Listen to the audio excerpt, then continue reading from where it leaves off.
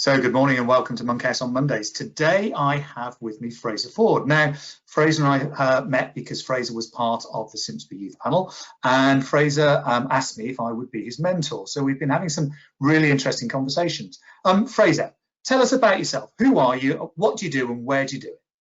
Yeah, thank you, David. I'm Fraser. I'm part of the Saints Foundation, so I'm a member of staff at the Saints Foundation. I got involved with the foundation as I went to Solent University in Southampton. I started volunteering at my time at university whilst I was in first year, and then gradually from there, became a became a casual member of staff, and then went on to become a full-time member of staff.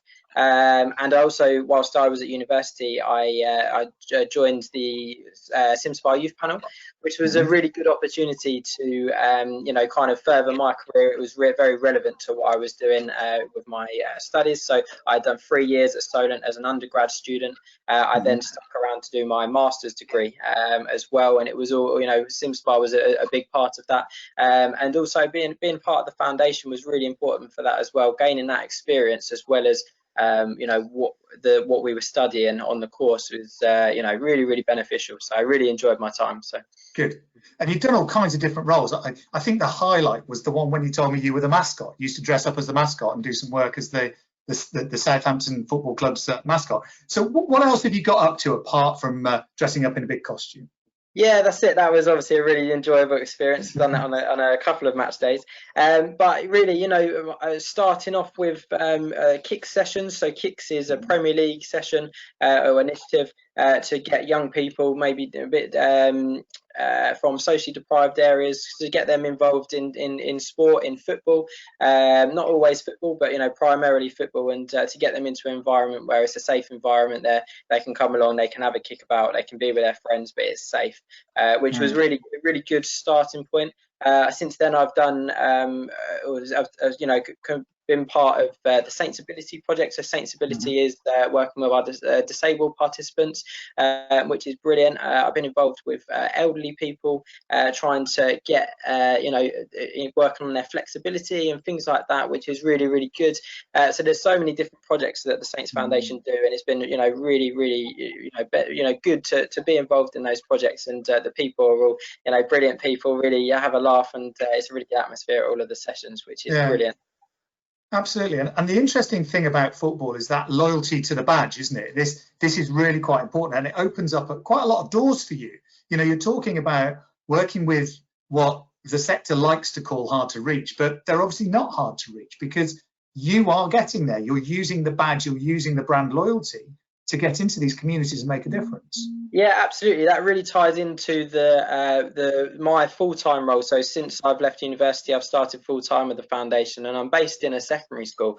And as you say, that we use the power of the badge as an empowerment technique to try to get those hard to reach young people to engage in different activities. So maybe they're struggling with their English work, their maths work, or just not engaged at school, but hopefully by us being in schools and doing things a little bit differently, they can still, we have projects that they can still do their English and maths, but it's through football programs, and they don't sometimes they don't actually realize that they're doing their English and maths because they just think they're doing football related things, which is brilliant. And it's really it's an alternative way of engaging those hard to reach people, but hopefully it's one that has a good impact, and hopefully it's something that maybe we've got qualifications that they can take away, and maybe struggling with their exams, they can still leave with qualifications, which I think is really beneficial to them young people.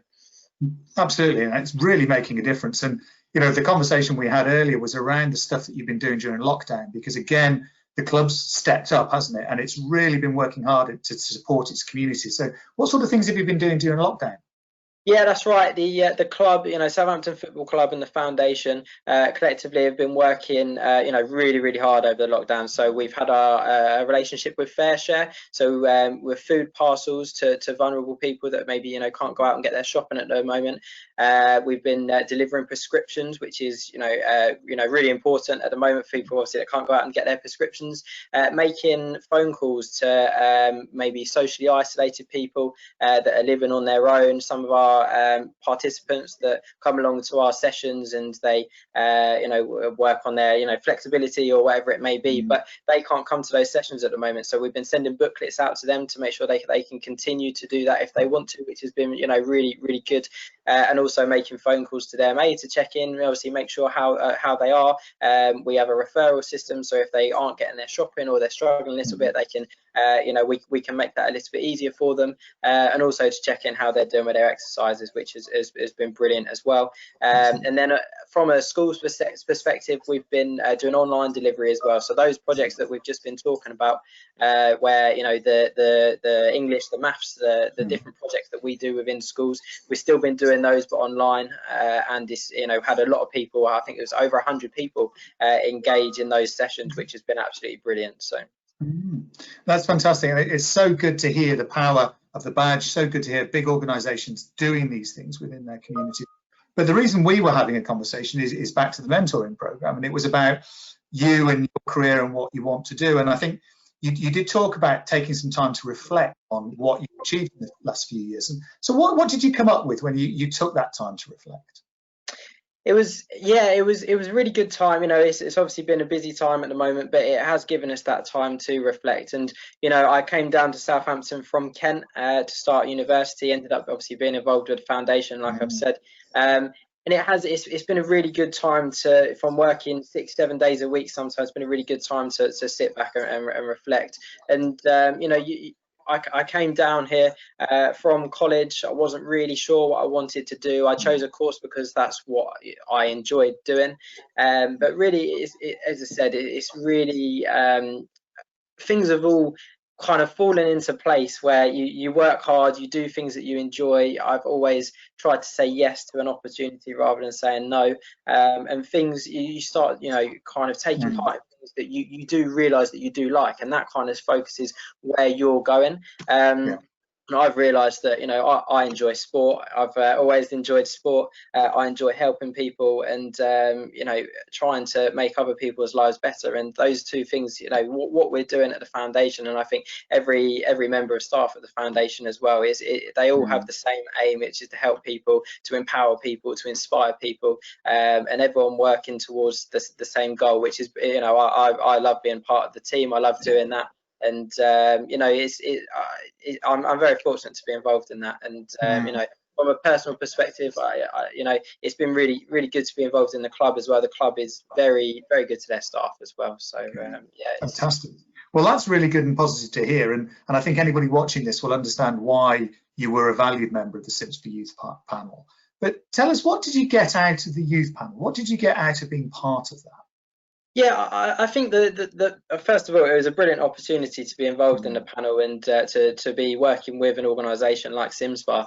I think the biggest thing that I kind of took away from that is the experiences that the panel gave us. I was really lucky to go to a board meeting, which was an amazing opportunity that someone of my age didn't really have the opportunity to do. And it was a brilliant opportunity to go and see what it's like, behind the scenes, if you like, and really go into detail about the things that you don't really think about, in your everyday job. But CIMSPA has given me such an amazing opportunity. I've met a lot of people, and really to be involved in that kind of process of the way that the sector is going, the way that, especially from a young person perspective, and maybe providing that perspective to CIMSPA of maybe a little bit about social media, or wherever we can help. It was really good to be involved in that and try to help the sector, help CIMSPA move in a way that perhaps could be beneficial to young people. So no, absolutely, and certainly the youth panel take it in turns effectively to come to a board meeting, and it always brings a very different perspective to those board meetings, having somebody there that is part of the new breed coming through the sector.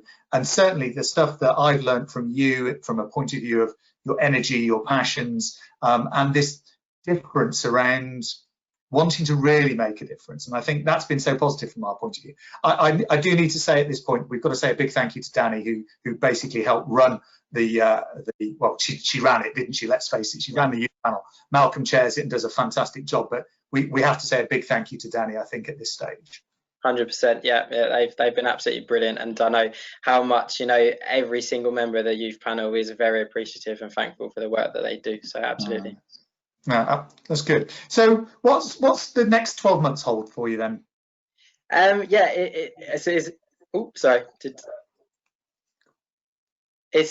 I couldn't hear you there. It's the next 12 months is very interesting. We'll see what happens with obviously the way things are at the moment. You know, I've had my personal development review recently at the foundation, and we've been talking about ways that we can, you know, further the program. What can we do in the pandemic to keep our sessions, you know, running, maybe not running as they would normally, but can we adapt them? Can we try to keep our sessions running, keep those young people engaged, and try to, you know, have a positive influence on the community that, you know, that we're hopefully having at the moment. So from a school's perspective, that's, you know, going in, I've been going in, I've just started going back into school on a Friday and catching up with those young people that I have developed those relationships with, and you know, doing a bit of foot golf with them. You know, small things that we can do, socially distancing, of course, but still, you know, it's important to have that relationship and that catch up with those young people, because I think there's a lot. I think, you know, mental health for young people over this pandemic is that being stuck inside for a young person. I know when I was younger, all I wanted to do was be outside. I wanted to be playing sport. I wanted to be out with my friends. So to be stuck inside for 12 weeks must have been really difficult for them. And I know, you know, a few of them have maybe struggled a little bit not seeing their friends. And it's also 12 weeks of missing out on schoolwork. They could be behind with their schoolwork. So we're just trying to put some plans in place at the moment to make sure that we can really help them over the next, you know, however long that may be, to the end of the academic year will be obviously the short term, and then, you know, going into next academic year, how can we help them? Can we continue our, you know, as we said, sporting events or activities through social distancing approaches, if you like, and where can we be beneficial to those young people? So it's really working at that, and you know, from a personal perspective, I'm really looking forward to working those out, and seeing where we can go in the next 12 months with those young people. So fantastic. Well, we're going to call it a day there. We've had a good 13 minutes, so thank you very much for your conversation. Fraser, really good to see you and catch up, and thank you for everything you did for the CIMSPA Youth Panel, because it did make a difference. So Fraser, I appreciate it. Thank you very much. And we'll see you soon, mate. Take care. Bye-bye.